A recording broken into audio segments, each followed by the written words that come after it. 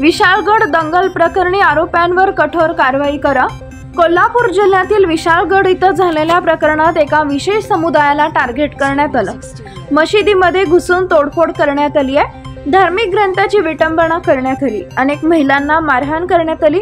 चारचाकी दुचाकी गाड्यांच्या तोडफोड करून जाळपोळ करण्यात आली आहे। त्या घटनेच्या आरोप्यांवरती कठोर कारवाई करा म्हणून अल्पसंख्याक समाज विकास मंचच्या वतीने सोलापूरचे जिल्हाधिकारी यांच्या मार्फत निवेदनाद्वारे मुख्यमंत्र्यांकडे मागणी करण्यात आली आहे। यावेळी अल्पसंख्याक समाज विकास मंचचे अध्यक्ष सादिक शेख, मेहबूब कादरी, मीर मोहम्मद खान, परवेज मुल्ला उपस्थित होते। नमस्कार, मी सादिक शेख, अल्पसंख्याक समाज विकास मंच।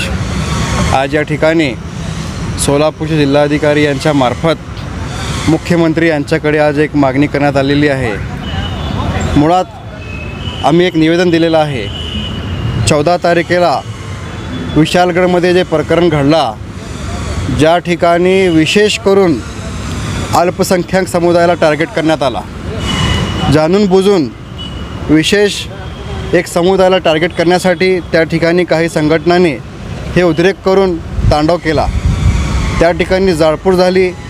धार्मिक स्थळावर त्या ठिकाणी धार्मिक स्थळामध्ये जाऊन मशिदीमध्ये जाऊन पवित्र कुराण ह्याची विटंबना पण करण्यात आली। आणि अतिशय लाजिरवाणी एक गोष्ट त्या ठिकाणी झाली।